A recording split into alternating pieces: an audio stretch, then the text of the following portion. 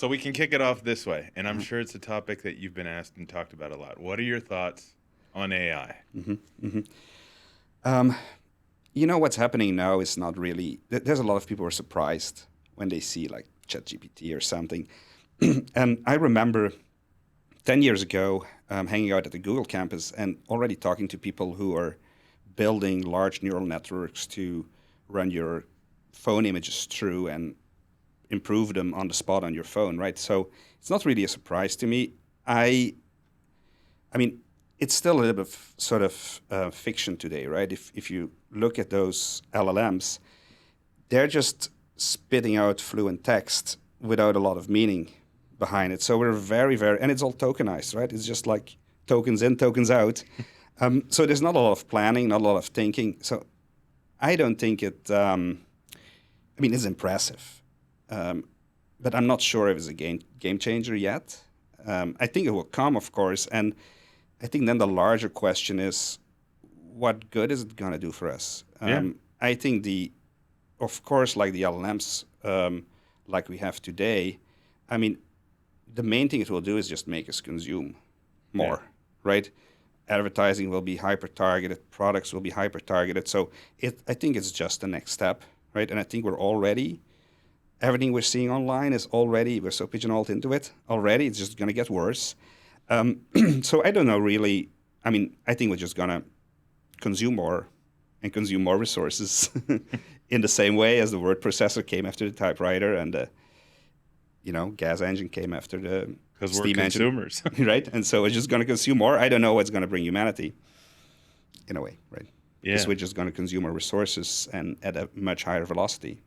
It's just going to go faster and faster until we're exhausted. So I love that you said that Google's been working on it a long time, because the way the media portrays it right now, especially in the tech space, they make it seem like they're behind, but they're not behind. No. They might be consumer-facing wise, right? Like Sure. OpenAI is winning the war of the court of public opinion. Right. But Google's been doing AI for a long time. And if you look at the original page ranking patent, or I don't know, I think like Google is like a reverse lookup database or something, index database. It's pretty all tokenized, right? It's for them, it's not new. Why right? do you say tokenized? Can you elaborate a little bit on that? When you use think, that I'm not a vernacular? specialist, but from what I understand is they pretty much like words or parts of words, they turned into a bytecode almost, like an assembly bytecode, which is a token.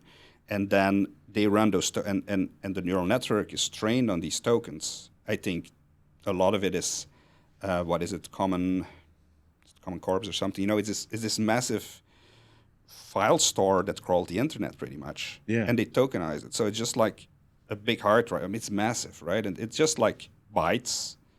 And then you train a neural network on those bytes. And I think, I'm for sure not a specialist, but they sort of, the output of the algorithm, they feed back into it or something. And then the next word comes out of it. So it's like one token in and then, and then the other one in. And then it creates this fluid language, which is amazing.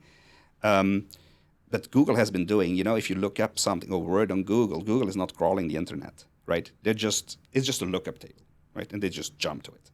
And that's why they can give you results in 20 milliseconds or something. If you remember the search engines early on, it took time to get a result back. Oh, yeah, I remember the early days. I remember Juno. Right, or Yahoo or Lycos or something in the beginning. They didn't have that technology yet. So it's pretty much a lookup table, right? They tokenize, like if you type something in Google, they tokenize it, they make sort of bytes of it, and then they look these bytes up, or the proximity of those words, they somewhere look up in a lookup table, and they gave you a bunch of results that match it. So to them, and I may be paraphrasing a little bit, right? It's probably a little bit different than that. Not to be confused with crypto when you say tokenized. Yeah, right. No, definitely. And so it's just pretty much a lookup table, a reverse lookup table, right? And they just look up the entry and they spit the text back out. So Google has been doing this from day one over a very long time. So, they're on the forefront of this, right? And they have all the data. Yeah, because even in Gmail, for how many years now has it been auto-composing with us, right? For example. Right? And so they've been ingesting that data, and it is learning based upon your user preference. So if you're using certain vernacular a certain way, and you're always correcting certain words a certain way, they're ingesting all that data. Yeah. It Yeah. isn't an accident. And it's not Yeah. like they're behind. If anything, they have more data at their fingertips than a lot of other people. Right. A lot more. Right. And when I was talking to over lunch with one of their engineers, Okay. he was like, "Yeah, we have this massive image database. Well, we've got all these images, and we know the rank. You know, we know if people like those images, if they dislike them. There's like someone in front of a mountain, someone in front of a house, and we just trained this neural network. And this is a very long time ago. This is maybe 10 years ago, that someone was explaining to me at Google. No, we trained a neural network. We put that neural network, we run the inference of it on your phone, and you make a picture, and we run that picture through the neural network. And if I remember, the neural network was 60 megabytes or something, so it's not very big. Yeah. Right? So they run pixel by pixel your camera image through the neural network, and it gives you a good-looking picture out of it, right? And that they were doing that years ago. But they just never packaged it the same way that No. OpenAI has been packaged recently. Yeah. So I think they're the first one really to sort of create the awareness with larger. But it's been out there for a very long time. No, it's true. Because there was even those apps where you could take a photo of a plant, right? Mm-hmm. And it would tell you what kind of plant it is. So you didn't have to be an expert in understanding, oh, what kind of plant is that? You could just take a photo. I mean, that was out way before ChatGPT or OpenAI came. Yeah. And I worked with an interesting venture years ago where they were trying to solve the problem of learning to drive a forklift. Okay. And they were doing that by building forklift simulators and using virtual reality. So you pretty much sit in the simulator, a bit like a flight simulator, drive a forklift within a virtual warehouse with the headset up. And I worked a little bit on ingesting the headset data, which is pure positional data of your head position, right, and where you're looking. Okay. Ingesting that into the cloud and training a neural network. Now, they knew from the operators going on that simulator, they knew their wage, they knew their age, they knew their accident rate, etc. Now you could do supervised machine learning and build a neural network based on that data. Now I could put you on that simulator, run you through the simulation, and we could predict. The neural network would tell you, purely based on positional data of the headset, would actually tell you how much money you needed to make to be competitive, when, in how many days you would have an accident, pretty accurately, right? Yeah. And so I worked a bit on that years ago, and it worked very, very well. Have you driven a forklift before? Yeah. It's a pain in the ass. It's a pain. It is a hazard waiting to happen. It's hard. Yeah. It's hard. So if you can, if you see the meaning in that data, which is just like, in other words, if you drive a car, like how you move your head and where you look is sort of an indication of there is some data in there how good of a driver you are. Yeah. Right? You don't need to have sort of a decision model or something, right? There's no programming involved. It's just training of the neural network. So yeah, I've seen it coming. I mean, it's not a surprise to me. It's interesting that you bring that up because one of the bigger VC groups, when I was pitching a startup once, this was 6 years ago? No, 7 years ago. 7 years ago.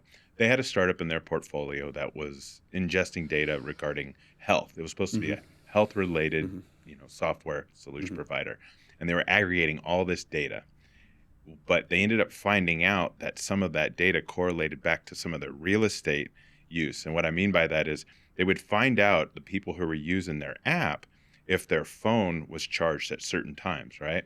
And so they were able to correlate between if a person would let their phone die, they wouldn't make it to where it would charge back up, that person's personality directly attributed them being late on their bills. So they would use that data to help qualify how they would look at financing with their real estate portfolio company. And I was just like, what the hell? Because I guess the metrics on it, within certain parameters, your filtering criteria, they could say that, oh, they don't charge their phone this way. They've hit this certain criteria. This is their health. They're more likely than not going to pay their bills on time. Yeah. And you're like, what? Well, then the question comes like, yes, statistically, but what if you're the guy who lets his phone run out of juice and still pays? Yeah, it's very Minority Report, right? You're gonna you gotta get pay expensive. It's like, I think that's the challenge today. We don't know anymore. No one knows anymore, like how things are priced or. So do you have concerns about AI? Yeah, I think my concerns are more about the velocity of it. I mean, like imagine even in the last 20 years, removing friction, consuming more resources. To me, it's more. I'm not even talking. Crypto has the same problem, but I'm not even talking about running all those servers and the energy you need for it. I'm more talking about commerce is going to become much more frictionless, right? There's going to be less friction. I think again. I mean, for the economy, it's great in a way, right? We will see the same. I think we will see a massive jump in GDP. Like, I mean, imagine. I always think of that day when you had like a large law firm or a large insurance company with hundreds of typists, and then that person comes in with a word processor and a printer. Yeah. Right. How did that look that day? That they could just like change one word or one like name and print it, and they didn't need to retype it with carbon copy. Like, can you imagine the efficiency and the gain that day? Like these 100 people out of work that I don't know where they went, but they went to do something else or something. But and the same is going to happen probably at a much faster and larger scale with AI. It's going to be good for the economy. I mean, it's going to be great, but like is that like going to make us more human? We're just going to have more crap in you're just going to have more. You just need to buy another storage unit, invest in storage units or something, right? Because I love storage units. Yeah, right? So people are just going to buy more crap. Yeah. Store it, and just like it's just this over. Do we really need it? I mean, I think it's fascinating technology. It's beautiful, right? But I think, I'm not a doomstinker of that humanity is going to collapse or something. But I think, well, maybe it will. It will, because we just exhausted our resources. Well, at least you're still making bread. People are going to need bread. Exactly. So that's my thesis. It's funny that you say that. So when you're talking about those things, there's all these different ways that you can interpret that. Mm-hmm. I guess the opportunistic capitalist side of me is going, what you just described between the typewriter to the word processor, there's that time within that adoption cycle, right? Mm-hmm. Where you had to go from the typewriter to the word processor. And in that adoption cycle, there's business models that have a shelf life. Right.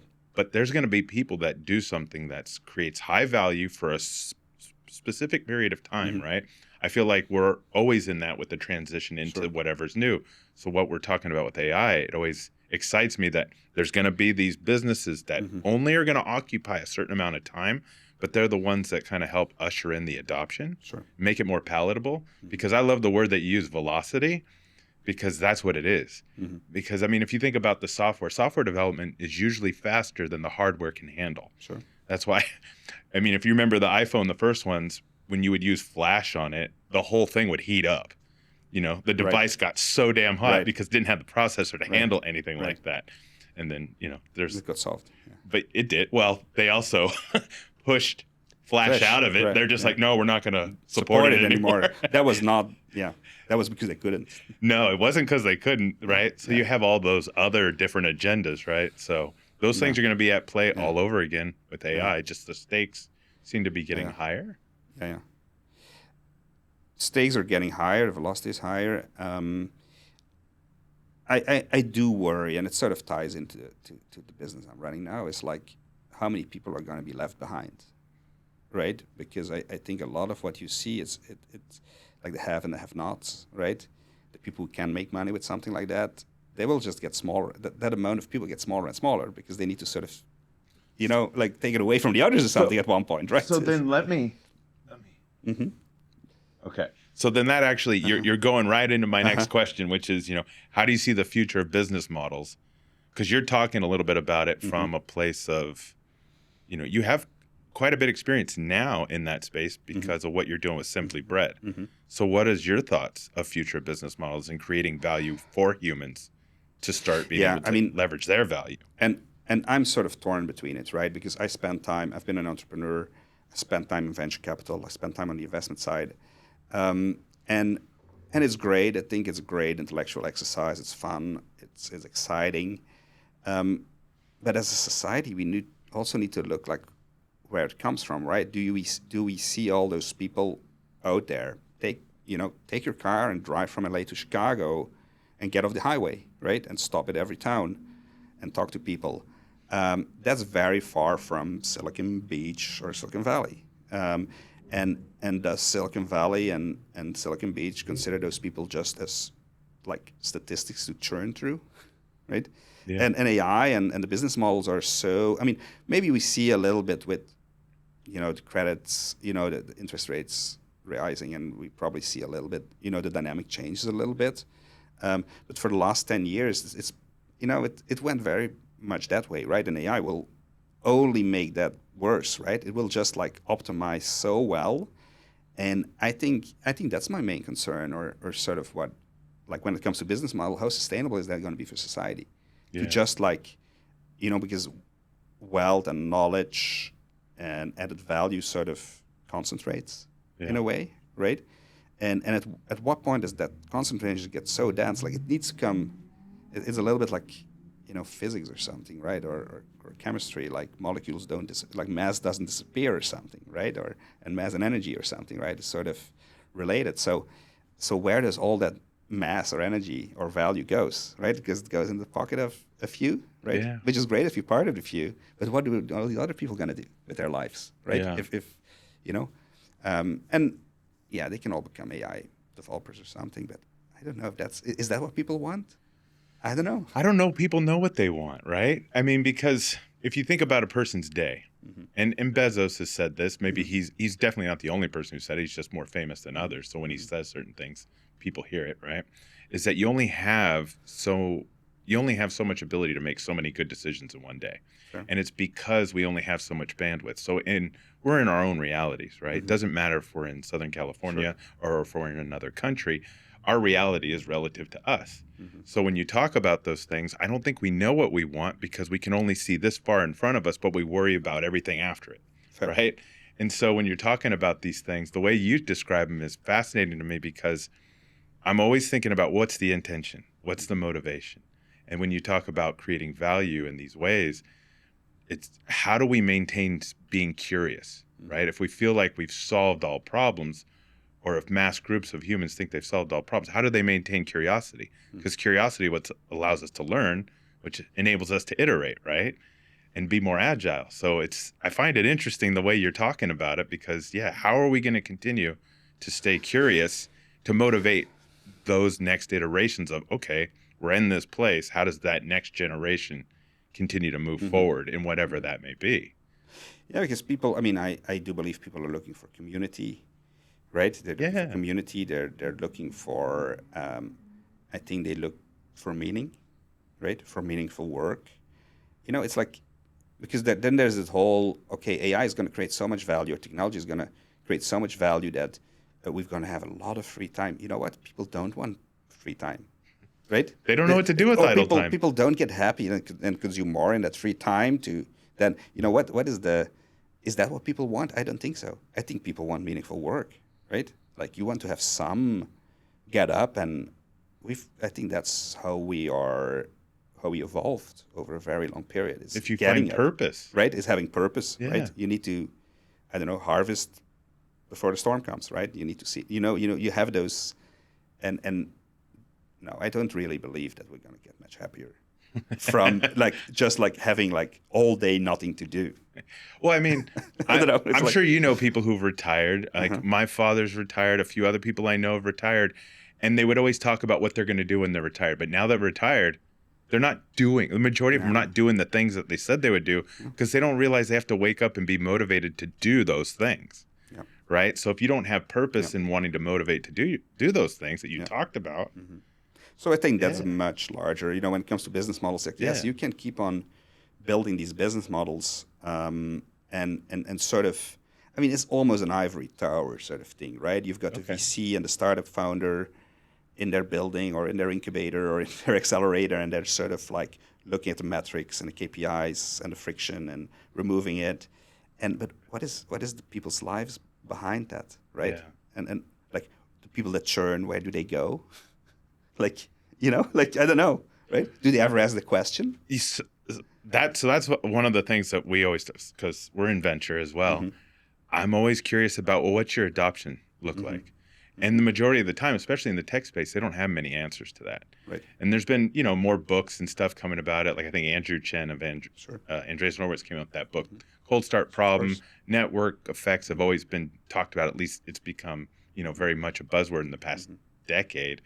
But there's really not an understanding of how to gain adoption. They always talk about things that don't scale, incubators, accelerators, talk about those things that go out and find your first customers. But a lot of it does seem more theory than practicality in most cases. I don't see it as much in how it translates into the way people think about people using whatever value they're trying to create, right? What's the value proposition and how it gets adopted? I think we see that a lot in venture capital and in sort of in that niche of, and don't forget, that's a small part of the world. Yeah. It's like we're maybe in it because we're in Southern California. We see it all day, etc. We know maybe people in it or we're ourselves in it. But it's very far from, say, most Americans, right? Very far from their day-to-day. They touch it because they use the apps, they use the products, etc. But on the other side, you need to,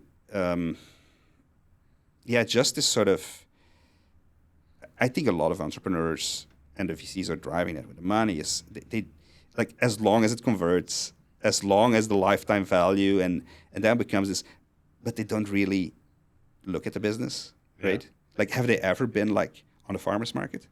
Like with a product, and do you want to buy this? Like this orange, this like at this price. Have they ever done that? Have they ever run a small business or a coffee shop? I don't think many of them are operators. Right. Yeah. Right. So I think, let's grab my notes. So I think it's. I think that's a little bit missing, right? It's sort of an abstraction. I mean, intellectually, it's great, right? I love it. I love sitting in these meetings and looking at, hey, what's your churn? What's your lifetime value? I've done this for such a long time. But do they really know those people's lives? I'm not sure of it, actually. No, I know what you're talking. So talk a little bit about Simply Bread, because was that part of the motivation of how you discovered that business model? Like, how did you even discover that business model? As usual, so this is actually one of the good things that came out of the pandemic. Okay.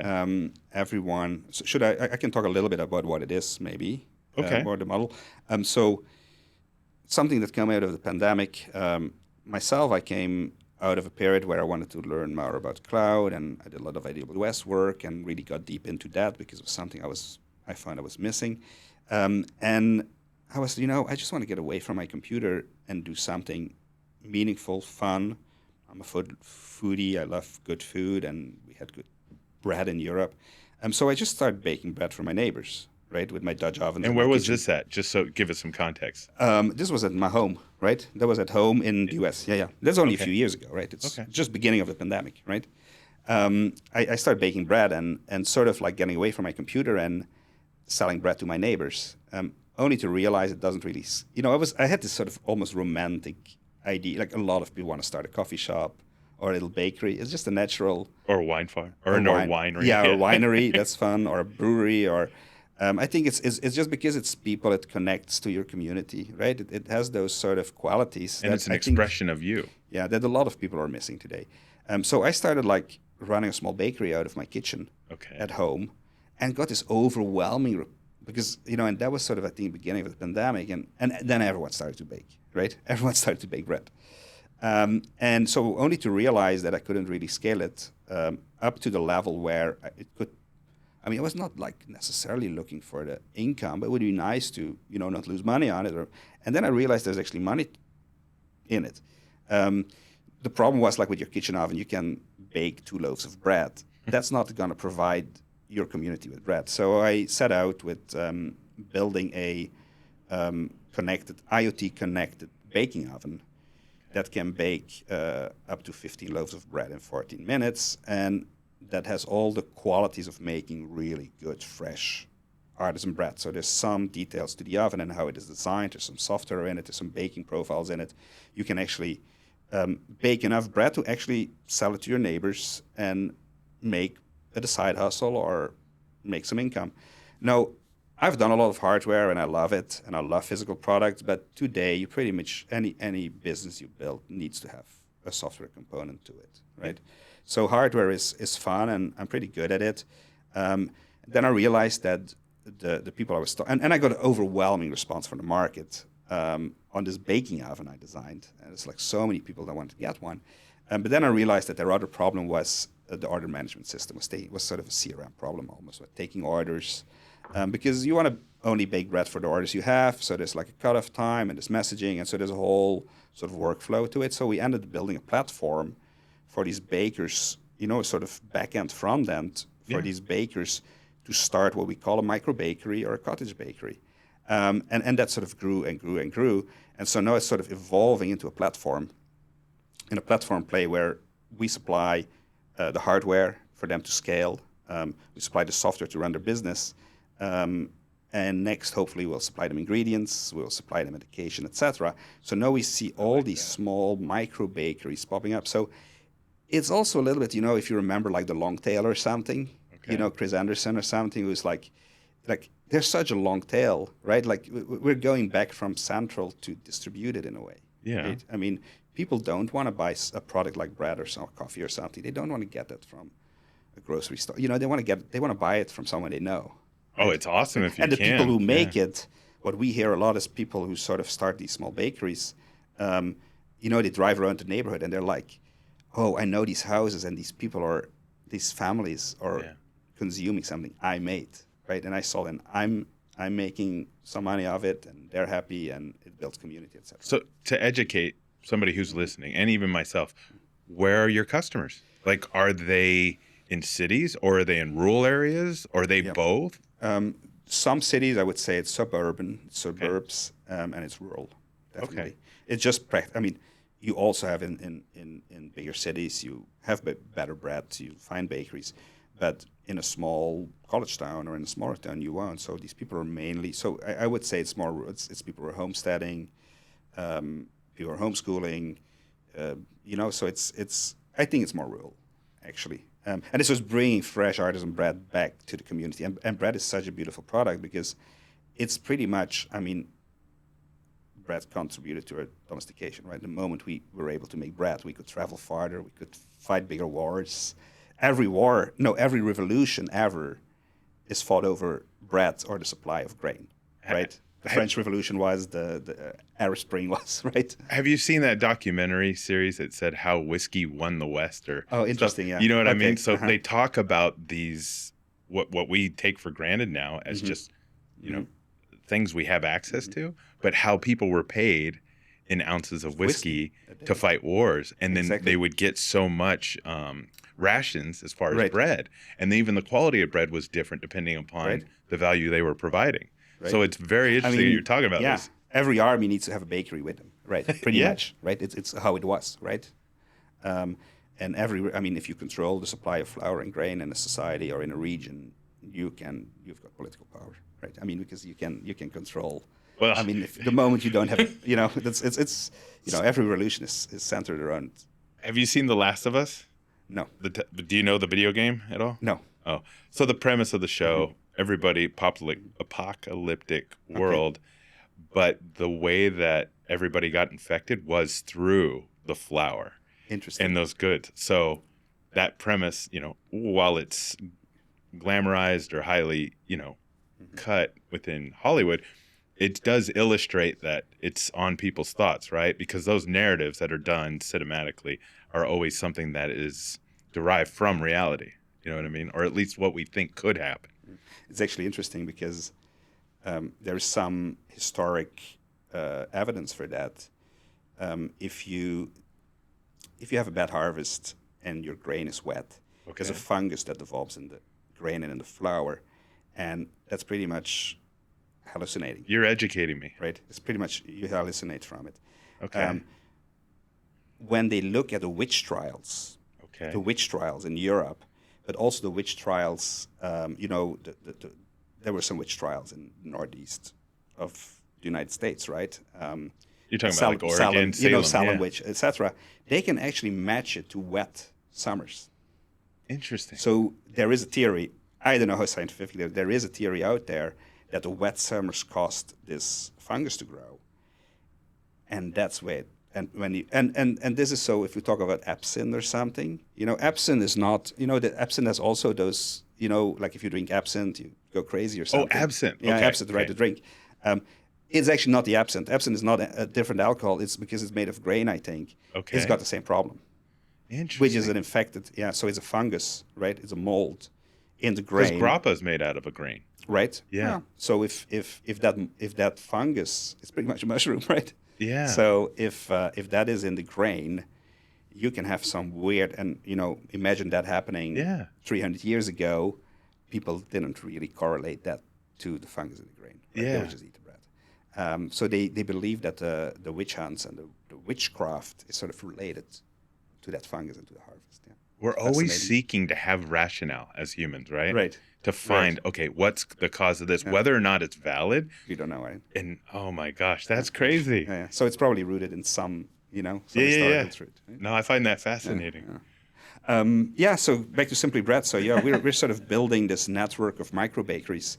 And we already see this evolving into, I'm not saying a franchise. I don't like to present it as a franchise because it is not, but it is an ecosystem for people starting a small community bakery. And you would be surprised how it's these things like no one knows, and it's like, is this a real thing? But if I show you the sort of satisfaction and the sort of happiness that it brings to people, is quite amazing, right? We see these people who do this and start this, and I've watched a few of your videos. Yeah, right? We'll put them in the show notes. Yeah. So you see that how these people are connecting to the community. Yeah. It's sort of it's quite a phenomenon, right? And they're making good money. They're selling the bread at between $10 and $16, right? So they're making good money with low overhead. And so our goal is to support them with technology and build a platform behind it. And so now you can have a subscription with one baker, and maybe you go on vacation and can stop that subscription for a few weeks and get from one of our other bakers, right? And because we have the platform, you can find fresh artisan bread pretty much everywhere. And we've got, But they use their own recipe, right? Own recipes. Yeah. So, I mean, maybe one day. And we provide a lot of educational content and videos and new products, et cetera, right? They can try. And it's more of on the educational side, we do a lot. But it's still their business, right? For the users, the educational I mean, side. it's not Subway. Let's put it that way. Yeah. Right? Do you help them get customers? That's after private equity acquires it. Right? Yeah. Right. Well, Subway's a bigger chain than McDonald's. Oh, interesting. Most people don't know that. Yeah, there's more Subways than there are McDonald's. Wow, imagine. Imagine. Yeah, so we're taking the other route. So we're taking the road of the distribution. It's sort of a distributed model. It's local. It's low food miles. It's often locally sourced ingredients, right? It's from a local mill or something. So we're going in the opposite direction of what the capital and what typically ventures do, right? They aggregate, right? They aggregate, right? And so we go in the other way. There's still money in it, right? No, I mean, yeah, because it's scaled by its adoption cycle. Exactly. And you're not having to force fit it because it's providing the value in those areas. I love the areas that you're hitting because a lot of times we focus on these concentrated areas of where people are populated, but there's so much value that's untapped. Right. When you start going into more rural areas, especially. Yeah. I mean, those populations move mountains in a lot of ways. Of course. And demographic is changing. People, business are moving out, industry is moving out, right? Yeah. So it's sort of it's interesting. We have for example, we have a lot of customers that are in nursing or something. They're in the medical field and they're burned out on the paperwork and on the complexity of it and all the challenges the medical complex has today. And so they're moving out of that and they're moving into making bread for their community, which is maybe, I'm not saying bread is the healthiest product out there. I mean, but just eat it with moderation. But like if we talk about health, it's a whole other discussion. But if we talk about health, like it's pretty healthy, right? Making an honest, locally produced product. Well, you can make it healthier, right? And you can make it healthier, but health in almost in the holistic sense, right? It's like doing something you love, working for yourself and providing for others. Yeah, right? It's that's healthy, right? That's different health than sort of going to the gym, but. No, I get where you're going with it, especially when you talk about it with the community. I mean, it does. Mm-hmm. Certain communities that have very thriving farmers markets, like you had even alluded to, they're places where people congregate, and it's not just for the sake of trades and goods. It's what brings them together. But then they end up having a better day, or they're able to share their stresses, or there's all these things that are therapeutic to having that human interaction that you're talking about. Right. Yeah. And then it's sort of like the dough and that is therapeutic in itself, right? There's a lot of research around that. It's a natural product. There's so much good things that come out of it. So it was one of the great things that came out of the pandemic. For you, yeah. It's sort of a mix of technology. We sometimes compare it a little bit with, if people asked for the elevator pitch, it's more like Airbnb for baking or something. Right? People love that the elevator pitch, huh? Right? You have to find a way for them to find it relatable. Yeah, enough. because it's like hard. It's like, what are you doing? Like, are you running a bakery? No, I'm running, like, we're providing technology for hundreds of bakeries. Yeah. We added like 400 of them in the last few months. I would imagine the educational portion of it, you're almost acting as a Sherpa in some ways, because let's say you have a new customer. I don't know your customer, obviously. I only know from what you told me and what I've done due diligence on. But if somebody's using it, maybe they're a month in, what keeps their motivation up? You have to have such a heavy hand in that, in helping them stay motivated to continue to do it, right? Yeah. Yeah, we put a lot of emphasis on customer success, right? And making it successful. It also ties into, which is, when we're talking about the VC and startup world, is sort of counterintuitive, but I've always been really into what I always called like the clean sale, where you only sell something to someone who needs your product, right? Okay. If I'm not selling, if it's not for them, right? If they're not gonna get the full benefit for the cost of it or something, I'm not selling it, right? I'm not gonna push it. Okay. And that's how I build a business. Yeah. And you can build a very, very good business that has got such a much better survival rate, right? To not end up the guy whose mansion is worth more than his public company. His public company, right? Yeah. Because that's what happens at the end, right? Now, because when we talked about, prior to you coming on and us talking on mics and cameras and whatnot, we were talking about the mobile home business and 55 plus communities, and we were talking about all these things. So, but to jump to a different topic, because obviously we could stay in this one for quite some time. What are your thoughts on crypto? Because if you are doing, the way that you're doing Simply Bread, crypto would be a form of payment, and blockchain would also be a form of provenance and tracking. Yeah, I think there is options there. And again, I'm not a specialist. I sort of missed out. It's not that I missed out. I'm not this sort of crypto. It's just not a big part of my life. Like for some people today, I think it's speculative. I think it's highly speculative. I think there's a lot of value in blockchain. When you talk about supply chain, etc., I think there's a lot of value. It's an amazing technology again. Crypto itself, or cryptocurrencies, I'm not really that much into it. I think it's the tulip bulb, tulip mania, a little bit, right? And that's good.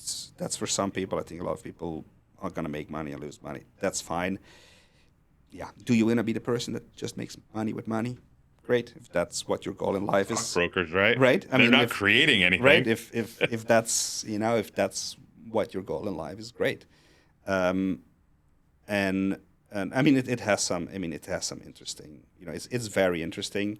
I think I would be more interested in blockchain and traceability and those sort of. But yeah, I can see a crypto. I think today it's too crazy out there. Am I gonna pay for my bread with crypto? And then I take the crypto, and then it's not worth anything anymore tomorrow, and then it's worth a lot of money next day. And if that's what you want, that's great. But I don't think, to be honest, it's just for a few people, right? No, it's definitely not mature enough to use it as currency. Because the thing I love about it, like for instance, there's this one crypto, and I'm not shilling anything. I've got to put this out there. You know what? Brandon's already in my head. He's our head of production. He's like, Neil, you should probably say the disclaimer. We're not financial advisors, wealth managers, lawyers, brokers, or CPAs. Everything we're talking about should not be construed as investment advice. We're just sharing our experiences and opinions. Boom. There you go. So now that I've said that, there's this one crypto, XNO Nano. It's free to use, and it settles immediately. So if I send you, let's say, $100, the equivalent of $100 fiat, it'll settle in 3 seconds. We don't need to worry about the same transmission costs or fee costs. So 2.9% which is usually around the standard for a credit card processing, or 1% ACH, or wires, which can be free, but they charge you these fees. Just the settlement action of crypto, not necessarily the conversion of it back to fiat, but just the settlement being so immediate, that's the part that intrigues me about it, right? But then again, that's more of a technology play than it is just, dollar for dollar matching. Yeah. Well, I mean, what are your thoughts? Well, I think, we should first fix our banking system, right? That I don't do a wire and wait 3 days for my money. That doesn't exist anywhere. Oh, and then they'll charge you $10. Yeah. Right, or $80 or something for a wire. Well, no, you do a wire. They print ACH they print takes the check 3 days. and then The they mail. wire. Yeah. They print the check and then they Oh, mail there's the the check. digital checks. That's right. Right, Yeah. and they mail the check to someone. I mean, let's fix that first, right? Before, I get it. It would be great. Probably crypto is gonna play a role in that, right? The neobanks, etc. Hopeful. Right. So I think the large banks, unless they're able to adopt, but they're gonna, especially in the US, I think they've been like making money for such a long time without adding value. Did you see JP Morgan just got hit with the $350 million fine? Oh, okay. Yeah. Right. I'll just put it in the show notes, a link to it. But I don't need to go down that. So they're gonna get a rough wake-up call one day, right? Because, and I think it's good because they've been, they're not like I don't. It's always this like, oh, I'm wiring money and like they're sitting on that money for 3 days, like. Where is isn't that just an API call to someone else and just like change a few bytes on a hard disk somewhere? Like where does that hang for 3 days, right? Is this something doesn't make sense, right? No, I'm still frustrated especially from a real estate standpoint. The way our current system is, if let's say you wanted to buy a house on Saturday morning, you're still going to have to wait till Monday morning till mortgage papers can be reviewed properly and cleared, or even if you are approved. But you don't get it in by, let's say, the cutoff time on Friday, your funds cannot transfer over the weekend. And then you can take possession of the home on Monday once the funds are received. But here's the thing. Most people are working Monday through Friday, at least in North America. Right. So the weekend's supposed to be the time that they can do this stuff. And they can do it. But they can't because the banks can't settle during the weekends. And then the other thing is people get off work usually after 5 p.m., 6 p.m., but that's when the banks close. Yeah. So how are you supposed to settle shit? Yeah. Yeah, it's just like I do a wire on Friday and it only clears on Monday. Like, just if there was someone like reviewing it, like, it doesn't make any sense. Oh, right? yeah, it's like a telephone operator. Is there someone guy collecting it and like putting it in a jar or something? Like, it doesn't like carry the bytes over or something to the other bank. It just doesn't make any sense. No, we're all shareholders of those banks, right? And our pension funds and our 401ks make money off it. So it's a catch-22. That's always those things like, well, they're making a lot of money on their credit card fees and they're this and they're that. But we are also as individuals. That's the infrastructure we're saddled with. Right, So and we're also making money game. off that because that's like, that's the return on our 401ks. That's going to pay for our pension.